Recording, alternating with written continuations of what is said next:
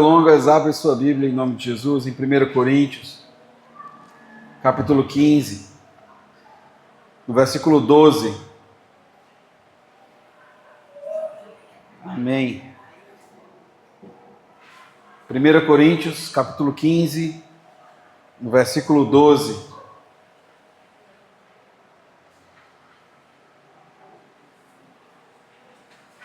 Aleluia. Todos acharam? Amém? Diz assim: ora, se o que se prega é que Cristo ressuscitou dentre os mortos, como alguns de vocês afirmam que não há ressurreição de mortos. E se não há ressurreição de mortos, então Cristo não ressuscitou. E se Cristo não ressuscitou, é vã a nossa pregação e é vã a fé que vocês têm. Além disso, somos tidos por falsas testemunhas de Deus, porque temos testemunhado contra Deus, que Ele ressuscitou a Cristo, ao qual Ele não ressuscitou, se é certo que os mortos não ressuscitam. Porque se os mortos não ressuscitam, também Cristo não ressuscitou. E se Cristo não ressuscitou, é vã a fé que vocês têm, e vocês ainda permanecem nos seus pecados. E ainda mais, os que adormeceram em Cristo estão perdidos. Se a nossa esperança em Cristo se limita apenas a esta vida, somos as pessoas mais infelizes desse mundo. Mas, de fato, Cristo ressuscitou dentre os mortos, sendo Ele as primícias dos que dormem. Amém? Só até aí.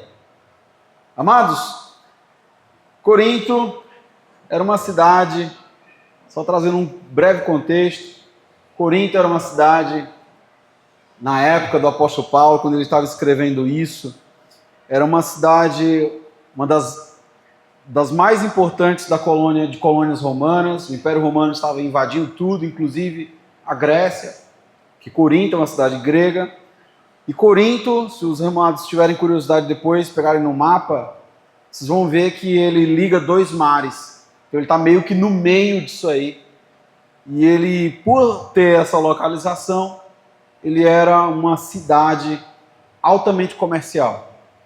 Então navios chegavam, navios saíam, toda a mercadoria que ia para o leste e para o oeste, ali da Europa e da Ásia, tinha que passar por Corinto. Então não só escoava na esquerda quanto na direita, como no sul e no norte e no sul, né?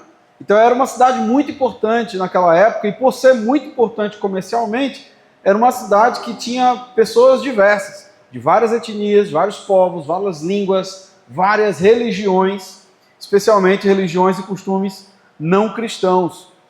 Alguns estudiosos costumam comparar, se a gente pudesse comparar com cidades atuais, Corinto seria mais ou menos ali como Nova York ou como São Paulo, para a gente ter uma noção.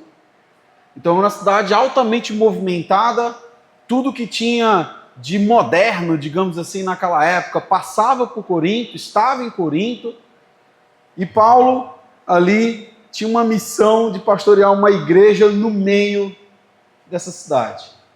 Quando a gente traz para cidades próximas a nós, né, como uma Fortaleza da vida, que Fortaleza, se eu não me engano, só Fortaleza tem mais ou menos 3 milhões de habitantes.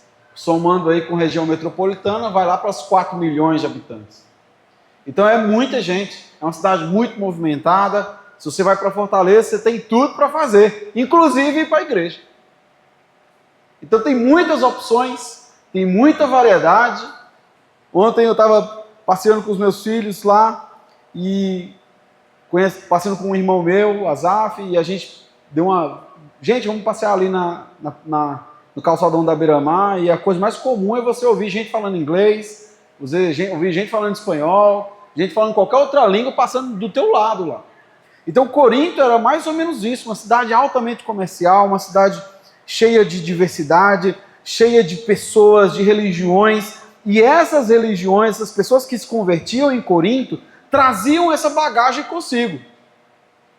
traziam essa bagagem de religiosidade, de deuses estranhos, de religiões místicas esquisitas, e eles estavam trazendo isso para esse ambiente, para essa comunidade de igreja, chamada Igreja de Corinto. E Paulo, aí é por isso que, se você for ver a carta de Corinto, fala de tudo um pouco. Capítulo 15, por exemplo, está falando só de ressurreição dos mortos. No capítulo anterior, você entendendo que isso é uma carta, não tinha essa divisão de capítulos e versículos, mas no capítulo anterior, no assunto anterior, ele estava falando de dons. Então ele não tinha essa facilidade que a gente tem hoje de WhatsApp, de mandar, esqueci, vou mandar de novo, mandar um e-mail, gravar um vídeo. Ele tinha uma carta, ele tinha que ser objetivo. Então ele estava ali nessa carta trazendo 11 correções de rotas, e uma dessas é uma correção, é uma crença estranha, se você for para pensar. Os irmãos de Corinto acreditavam na ressurreição de Cristo, mas não acreditavam na ressurreição dos mortos. Que é isso que ele está discorrendo aqui, vamos discorrer com um pouquinho mais de calma. Tá? Então, se nós percebermos, por exemplo, aqui no versículo 12, todos esses pontos aí, antes que eu esqueça, que se você for parar para pensar, toda essa essência é uma essência materialista. O que faz pensar que não existe ressurreição dos mortos? Se você pesquisar, isso é um pensamento secular, materialista. Morreu aqui, já era.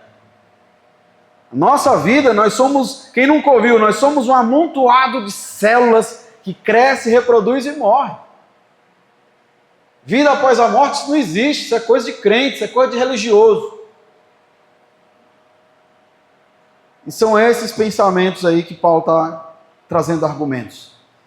O primeiro argumento que o apóstolo Paulo traz no versículo 12, relendo aqui o versículo 12, ele traz um argumento muito interessante. Ele diz, ora, se o que se prega é que Cristo ressuscitou dentre os mortos, como é que alguns de vocês afirmam que não há ressurreição?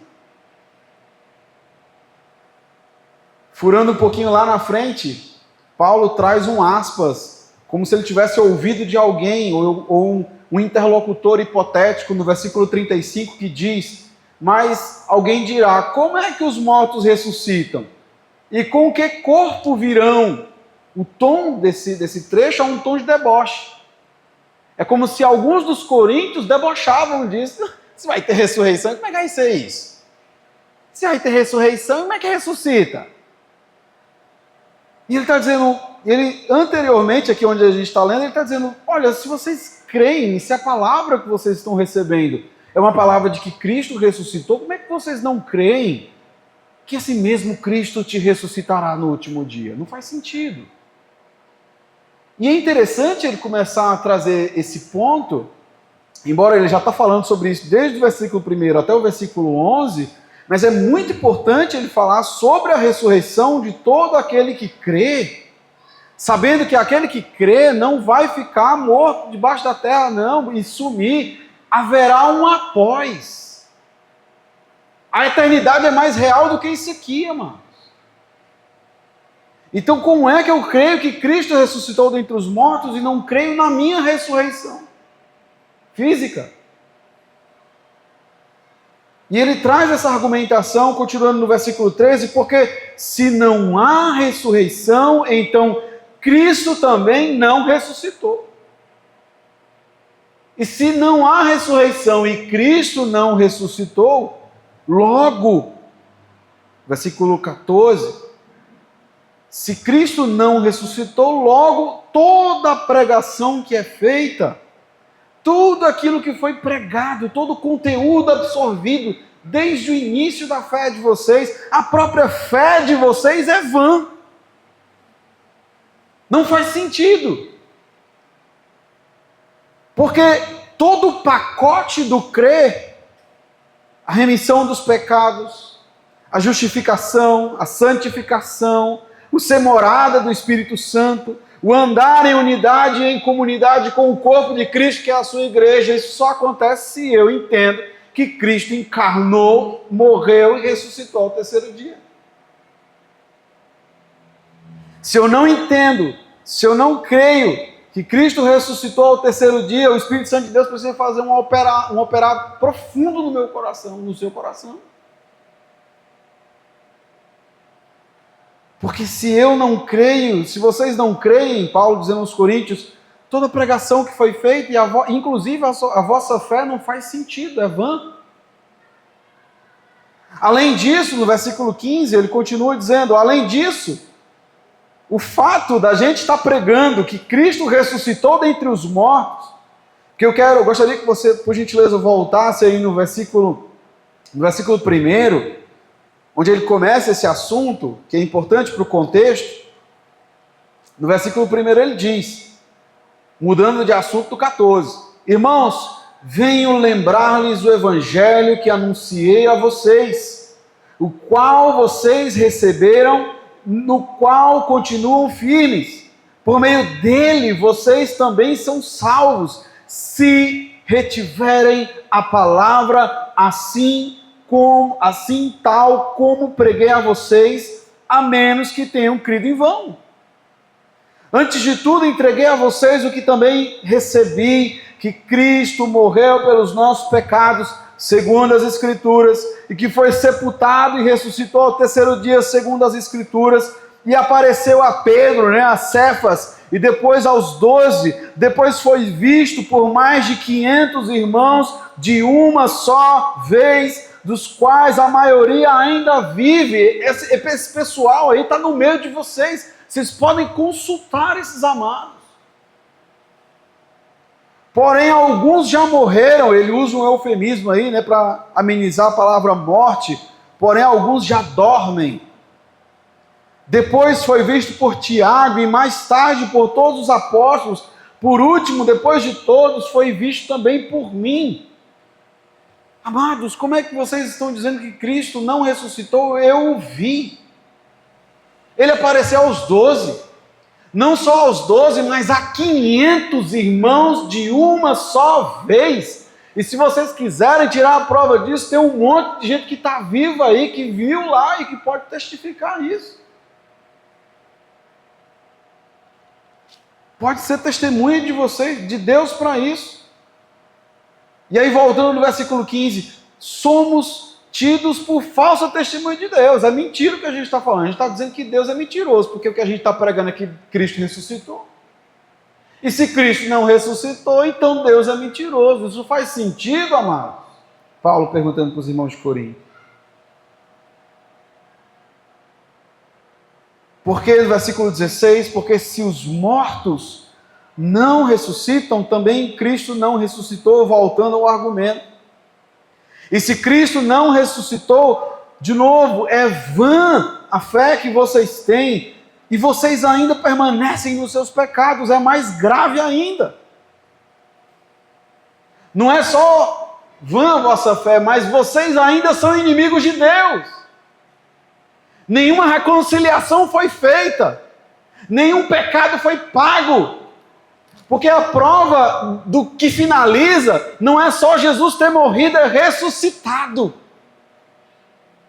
Por isso que lá na frente, Paulo ainda falando sobre isso, no versículo 54, ele diz, e quando este corpo corruptível se revestir da incorruptibilidade, e o que é mortal se revestir da imortalidade, então se cumprirá a palavra que está escrita, tragada foi a morte pela vitória. Onde está, ó morte, a sua vitória? Onde está, ó morte, o seu aguilhão?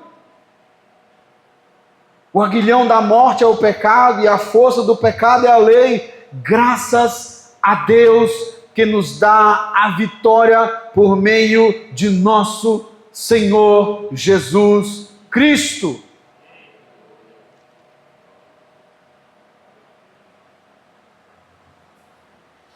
Se não cremos que Cristo ressuscitou dos mortos, ainda somos inimigos de Deus. Não há bênção nem promessa estendida sobre nós. Não há esperança nenhuma. Por isso, mais uma vez, peço desculpa por estar fazendo esse intervalo assim, Por isso que Paulo, mais na frente de novo, concluindo um argumento, ele diz no versículo 32: se como homem lutei em Éfeso contra feras, qual foi o meu proveito? Se os mortos não ressuscitam, comamos e bebamos, porque amanhã morreremos. Se os mortos não ressuscitarão, logo Cristo não ressuscitou, logo vamos viver de maneira dissoluta.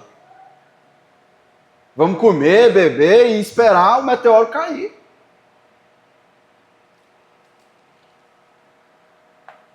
Mas aí ele diz, no versículo 18,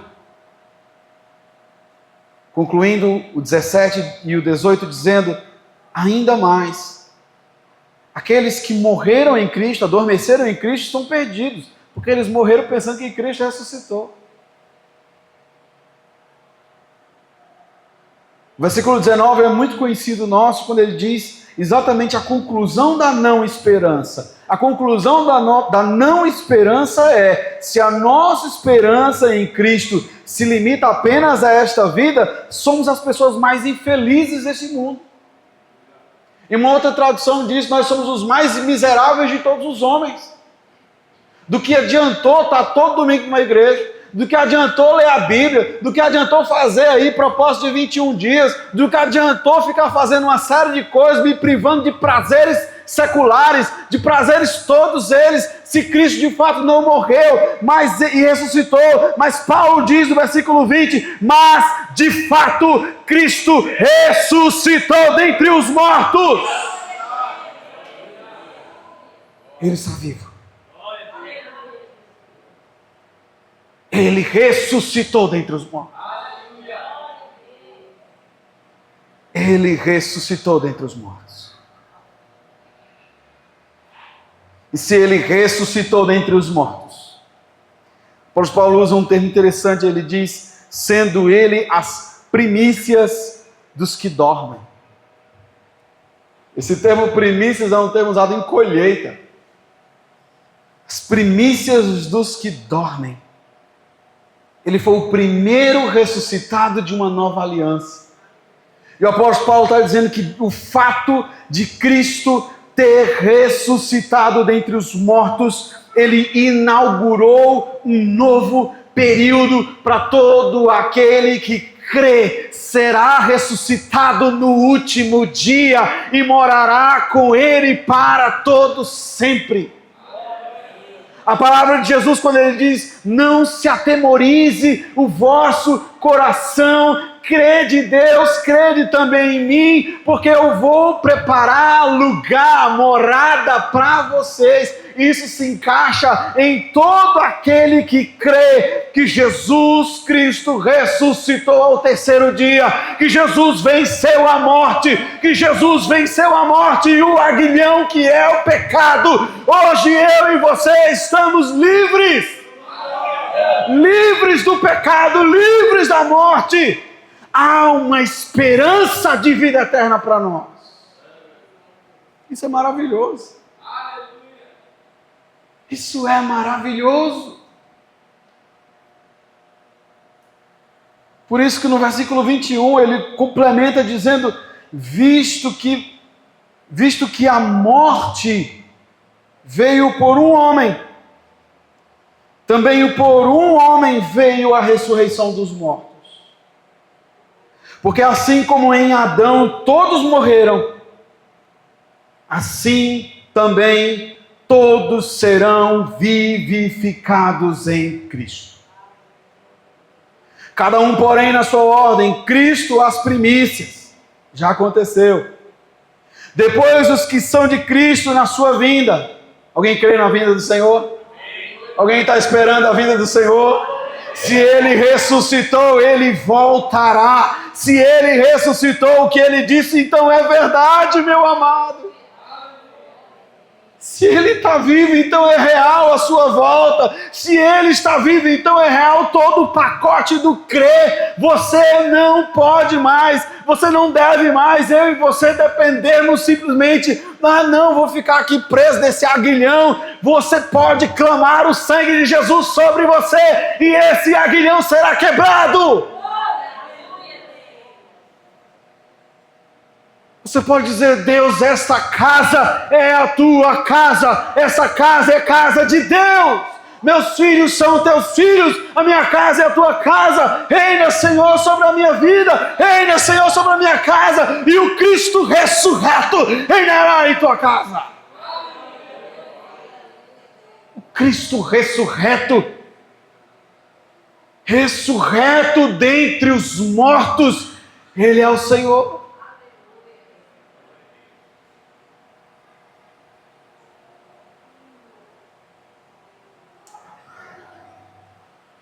Ele continua no restante.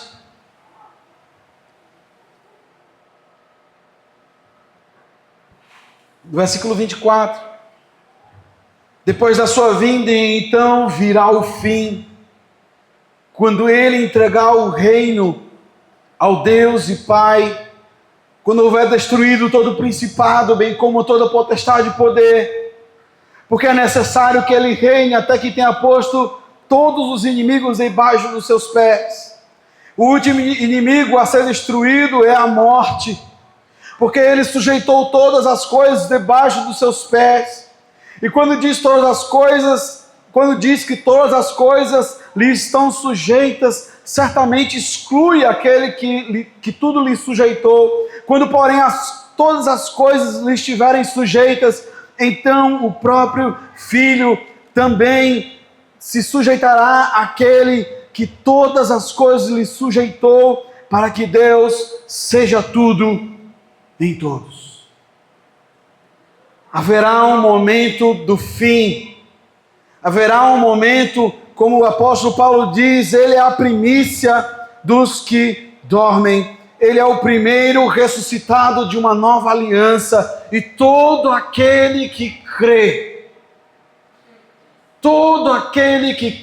será ressuscitado no último dia.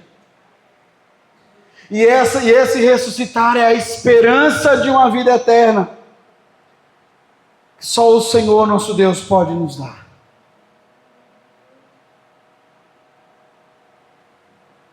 Para terminar, no versículo 58, ele diz: portanto, meus amados irmãos, sejam firmes, inabaláveis e sempre abundantes na obra do Senhor, sabendo que no Senhor o trabalho de vocês não é em vão. Se Cristo está de fato ressuscitado como está, todo o trabalho que é feito no Senhor, e o trabalho que é feito no Senhor não tem tamanho não. Aquele momento em que você fala muito por mim, muitas vezes eu estou na responsabilidade de fazer o meu filho dormir. Se a Janaí fazer a Letícia dormir, eu vou fazer o Daniel dormir. Tanto lá quanto cá, a gente fica no revezamento, mas ela lá fica cantando os louvores com a Letícia, às vezes fica orando pela Letícia, às vezes eu estou lá deitado, sentado na cama com o Daniel.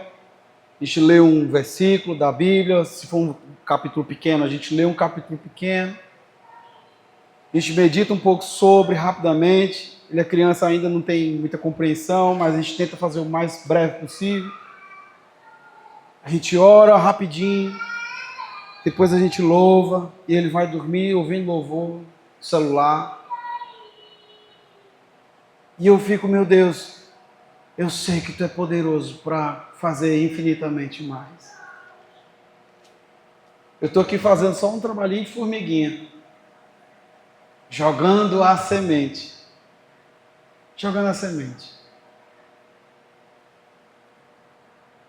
Paulo jogou a semente, Apolo, Apolo regou. Paulo plantou, Apolo regou, mas o próprio Paulo disse que é Deus que dá o crescimento. como é que esse texto de Coríntios consegue, para finalizarmos, como é que esse texto de Coríntios se encaixa com a nossa vida hoje? Olha minha garganta, já indo embora. Primeiro ponto importante que esse texto de Coríntios traz para nós é que nós devemos ter muito cuidado com as crenças estranhas que a gente vê na internet. Muito. Um dia desse eu estava vendo, final do ano passado, eu vendo uns influenciadores, não vendo eles, vendo pessoas comentando sobre eles. Influenciadores ateus se vangloriando que tem crescido o número de ateus no Brasil e eles têm sido responsáveis por isso. E a maioria desses ateus novos são jovens que têm aderido à causa do ateísmo e que eles têm recomendado livros de ateus e que eles têm se libertado das amarras do cristianismo, blá, blá, blá, blá, blá. E dentre as coisas que eles falavam lá com muita ênfase, era, Jesus de fato nem existiu historicamente, é só uma história, é só um negócio contado. E aí esse irmão falando sobre esse influenciador, dizendo assim, gente, isso aí eu não vou nem comentar, porque o fato de Jesus ser histórico, ter existido de fato, já não é mais um assunto nem debatido na academia, né? Entre as faculdades, nem se fala mais, porque está mais do que comprovado, tanto o texto sagrado quanto o texto fora, que Jesus de fato existiu. Então ele cita lá pelo menos uns 10 historiadores, 10 pessoas importantes que nem crentes eram gregos, judeus, atestando a existência de Cristo. E aí nós temos aqui não só o atestado da existência de Cristo, mas da boca do apóstolo Paulo, da boca dos demais apóstolos, da vivência dos demais apóstolos, de 500 irmãos que ele comenta aqui, não dá nem para escrever os 500 nomes, 500 irmãos que tiveram a oportunidade de ver Jesus fisicamente, depois de sua morte, ressuscitado, comprovando que de fato ele ressuscitou ao terceiro dia.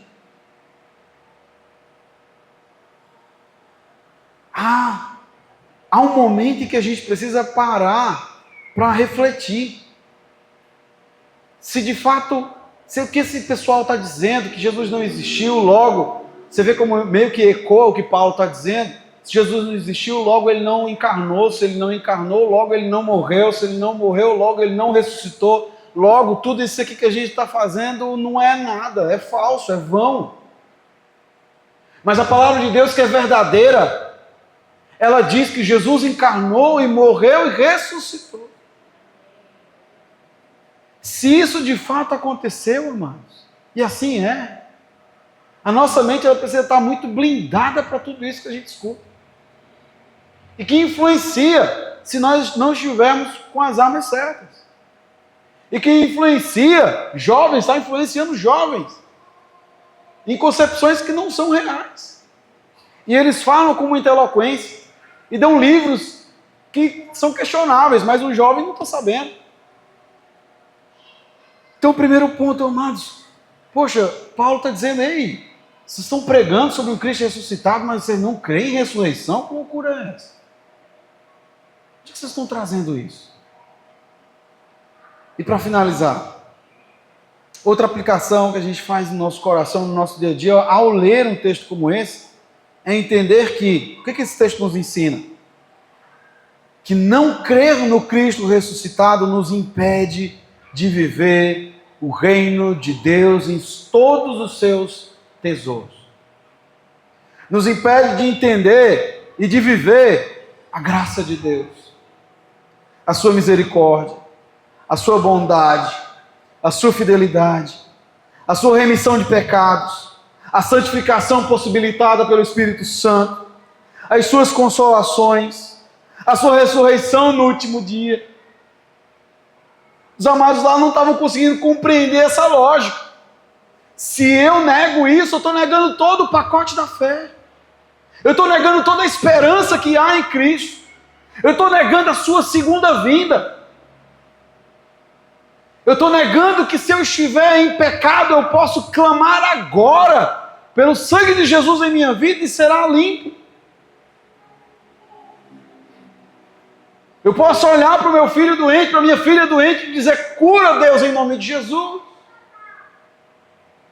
Somente alguém ressuscitado pode ter poder para curar.